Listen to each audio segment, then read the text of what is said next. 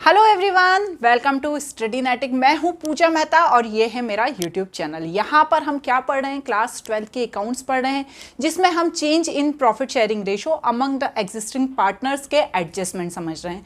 अभी तक इसके एडजस्टमेंट के मैं कुछ वीडियोज़ लेकर आई हूँ। आज जो एडजस्टमेंट हम समझने वाले हैं वो है revaluation of assets and assessment of liabilities।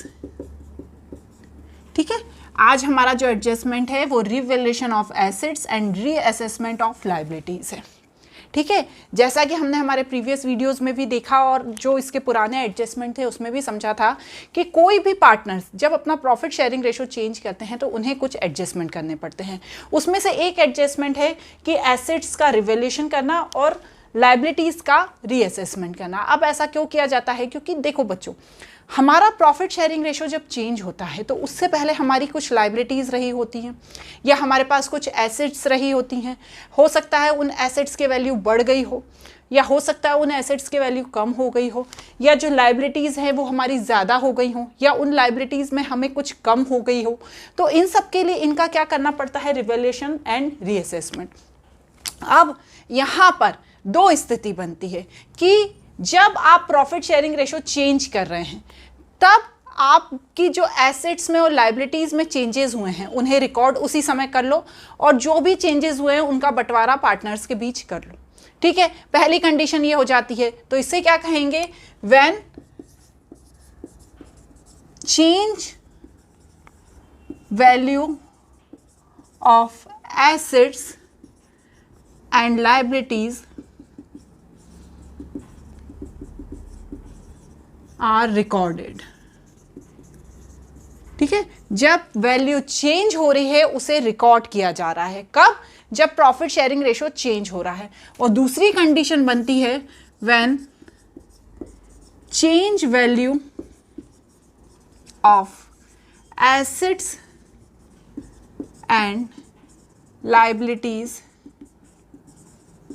Are not recorded. ठीक है, मतलब इसमें रिकॉर्ड किया जाता है, इसमें रिकॉर्ड नहीं किया जाता है। दो कंडीशन बन रही है। देखिए, हमने अभी तक जितने भी एडजस्टमेंट किए ना उसमें कुछ ना कुछ कंडीशन बनती ही है। तो यहाँ पर भी दो कंडीशन बन रही है कि जो एसेट्स है और जो लाइबिलिटीज है उनकी वैल्यू में यदि कोई चेंज हुआ है तो जब हम प्रॉफिट शेयरिंग रेशो चेंज कर रहे हैं उस समय उन्हें रिकॉर्ड कर लिया जाए, या उन्हें रिकॉर्ड नहीं किया जाए और जब आपका प्रॉफिट शेयरिंग रेशो चेंज हो रहा है तो अगले साल के लिए उन्हें आगे ले जाया जाए। ठीक है ना, तो ये दो कंडीशन है। अब अभी हम यहाँ पर पहली कंडीशन समझेंगे कि यदि वैल्यू को हम रिकॉर्ड कर रहे हैं, यदि हम वैल्यू को रिकॉर्ड कर रहे हैं जो भी एसेट्स में या लाइबिलिटी में चेंज हुआ है तो हमें क्या करना होगा? तो यहाँ पर एक बहुत ही सिंपल एक अकाउंट खोल दिया जाता है, उसे कहा जाता है रीवैल्यूएशन अकाउंट।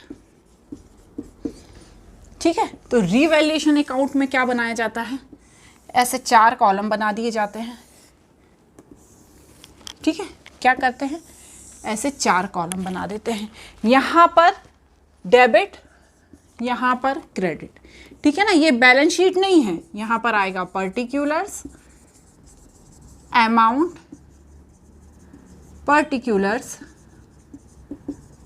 अमाउंट। ठीक है ना, ये कब हो रहा है? जब जो चेंज वैल्यू हो रही है एसेट्स और लाइबिलिटीज की उन्हें हम रिकॉर्ड कर रहे हैं। तो इस तरह से रिवैल्यूएशन अकाउंट बना देंगे।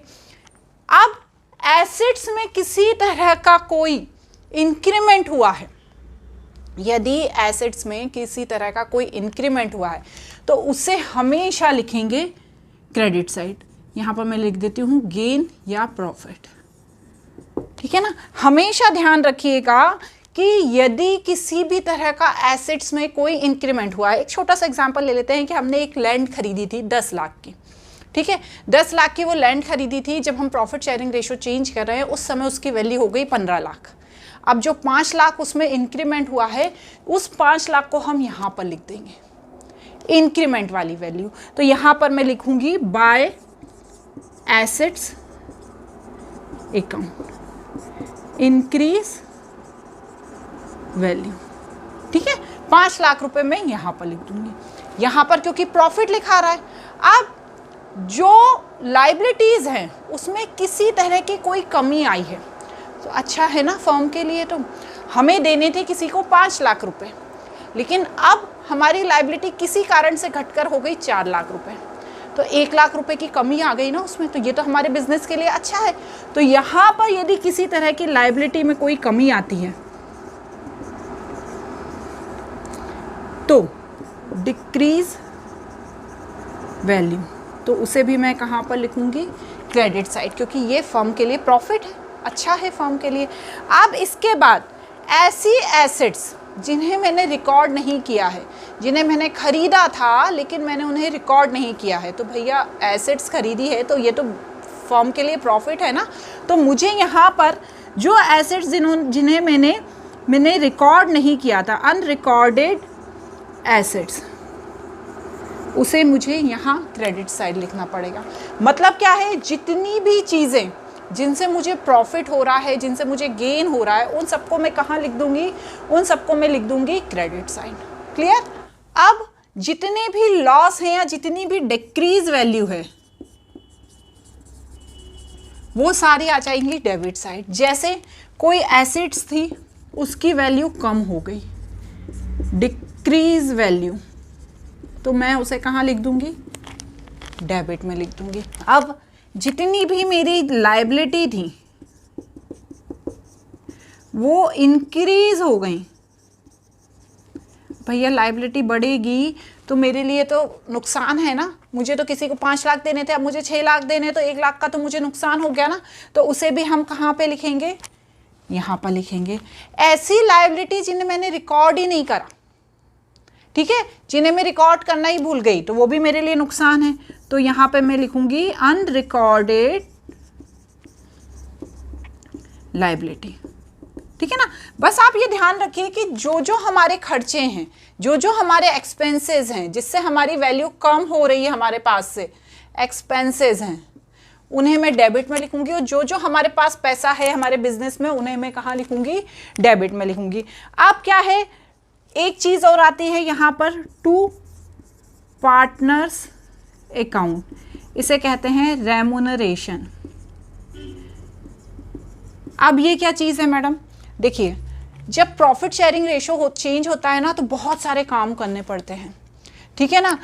इंक्रीज वैल्यू देखो एसेट्स की, डिक्रीज वैल्यू देखो, लाइबिलिटीज़ को देखो, बहुत सारे चेंजेस हो रहे हैं बिजनेस में, और भी हमारे जो एडजस्टमेंट हैं वो सब हो रहे हैं, उन सबको देखो। तो भैया उन सबको देखने के लिए जो 2 या 3 पार्टनर्स हैं सबके पास टाइम नहीं होता है, हर पार्टनर रिवैल्यूएशन अकाउंट नहीं बनाता है।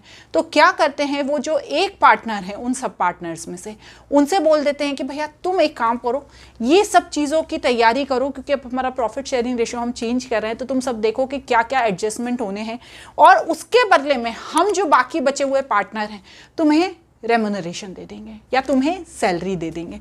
तो इन सबको जब वो देते हैं तो उसे कहाँ पे लिखते हैं, पार्टनर्स अकाउंट में।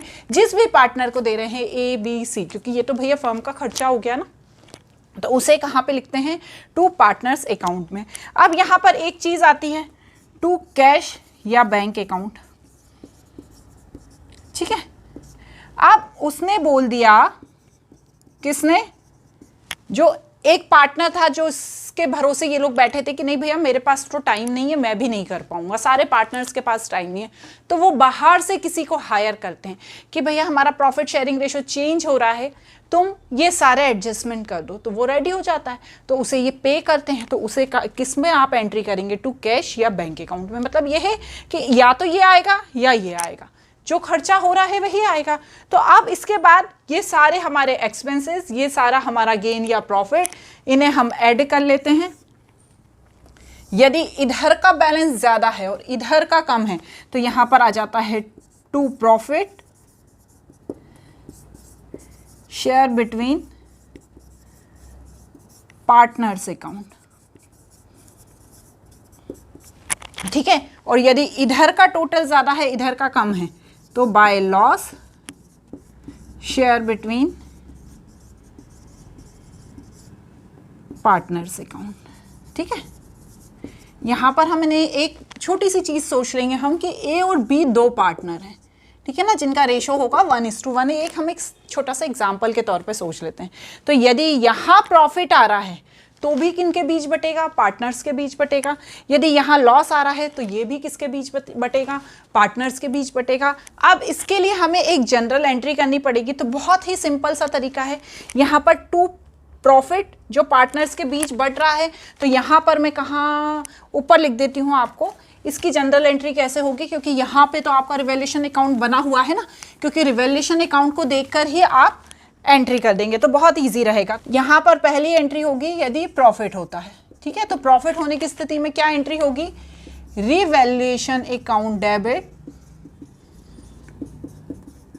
To A's capital account to B's capital account, ठीक है। क्योंकि ये टू था ना, to profit share between partners account. और यदि लॉस होता है, ठीक है, यदि लॉस की स्थिति बनती है तो क्या होगा, A's capital account B's capital account to revaluation. तो ये भी पार्टनर्स को ही पूरा करना पड़ेगा अपने पुराने प्रॉफिट शेयरिंग रेशो में। तो ये दो कंडीशन बनती है। ये सब हम कब कर रहे हैं, जब प्रॉफिट शेयरिंग रेशो चेंज हो रहा है और एसेट्स एंड लायबिलिटीज का जो भी रिवैल्यूएशन एंड रीअसेसमेंट है वो रिकॉर्ड हो रहा है। ये स्थिति कब बन रही है, जब रिकॉर्ड किया जा रहा है पहली कंडीशन में। अब यदि पार्टनर्स कह देते हैं कि नहीं भैया हमको रिकॉर्ड नहीं करना, पार्टनर्स बोलते हैं हमको रिकॉर्ड नहीं करना, तो अब आप क्या करेंगे, तो ऐसी स्थिति में हम क्या करेंगे, नेट इफेक्ट निकालेंगे। पहले तो आप इसे नोट कर लीजिए, फिर हम नॉट रिकॉर्डेड वाली स्थिति को आगे कंटिन्यू करते हैं। अब सेकंड कंडीशन क्या बनेगी, नॉट रिकॉर्डेड, नॉट रिकॉर्डेड। यदि जो एसेट्स और लायबिलिटीज़ की जो वैल्यू है उसमें यदि किसी तरह का कोई चेंज हो रहा है, जब प्रॉफिट शेयरिंग रेशो चेंज हो रहा है उस समय उसे रिकॉर्ड नहीं करना चाहते पार्टनर्स, उन्हें आगे ले जाना चाहते हैं, तो ऐसी स्थिति में वो सबसे पहले तो निकाल लेंगे नेट इफेक्ट। ये हमने पहले भी देखा है। नेट इफेक्ट कैसे निकलेगा, जो भी एसेट्स है उसकी वैल्यू बढ़ी या कम हुई है उसको देख लेंगे, जो भी लायबिलिटीज़ है उसकी वैल्यू बढ़ी या कम हुई है उसे देख लेंगे और उनसे निकाल लेंगे नेट इफेक्ट। उसके बाद क्या होगा, नेट इफेक्ट निकालने के बाद वो निकालेंगे गेनिंग रेशो और सैक्रिफाइसिंग रेशो, ठीक है ना। हमने सपोज कर लिया कि ए और बी दो पार्टनर हैं, उनका रेशो 1:1 है। तो अब जो सपोज उनका पहले रेशो था 3:2 है ना, तो अब वो जो पुराना रेशो है और जो नया रेशो है उसमें से देख लेंगे कि कौन सा पार्टनर चेंज मतलब सेक्रीफाइस कर रहा है और कौन सा पार्टनर गेन कर रहा है। ये तो हमें आता ही है।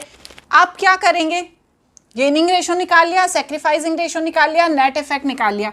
अब नेट इफेक्ट ऑफ रिवैल्यूएशन निकालेंगे। इसमें क्या करेंगे, जो गेनिंग पार्टनर है उसका gaining ratio into net effect, ठीक है, और जो सैक्रिफाइसिंग पार्टनर है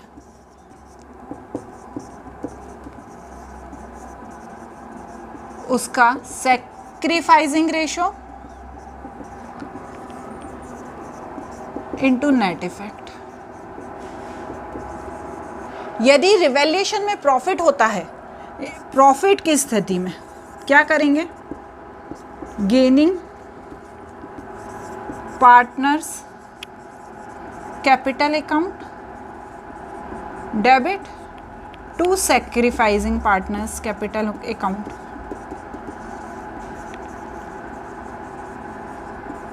और यदि लॉस हो जाता है, ठीक है ना, लॉस की स्थिति में क्या होगा, सैक्रिफाइसिंग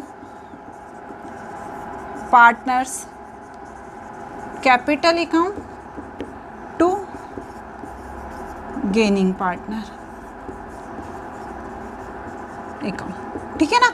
तो ये बिल्कुल वो स्थिति है जब जो एसेट्स एंड लायबिलिटीज़ में किसी भी तरह का चेंज हो रहा है और उसे पार्टनर्स उस समय रिकॉर्ड नहीं करना चाहते, उसे आगे ले जाना चाहते हैं, तो सबसे पहले एसेट्स एंड लायबिलिटीज़ का नेट इफेक्ट निकाला है, फिर गेनिंग रेशो और सेक्रीफाइसिंग रेशो निकाला है, उसके बाद नेट इफेक्ट निकाला है रिवैल्यूएशन का, तो जो गेनिंग पार्टनर है उसमें से नेट इफेक्ट को इंटू कर दिया, ठीक है ना, और जो सेक्रीफाइसिंग पार्टनर है उसमें से नेट इफेक्ट को इंटू कर दिया। अब ये इंटू करने के बाद, ठीक है, यहां पर यदि प्रॉफिट निकलता है तो gaining partner capital account debit कर दिया, टू सेक्रीफाइसिंग कर दिया, और यदि लॉस निकलता है तो सेक्रीफाइसिंग पार्टनर कैपिटल या करंट जो भी अकाउंट है उसे डेबिट करके टू गेनिंग पार्टनर कर दिया।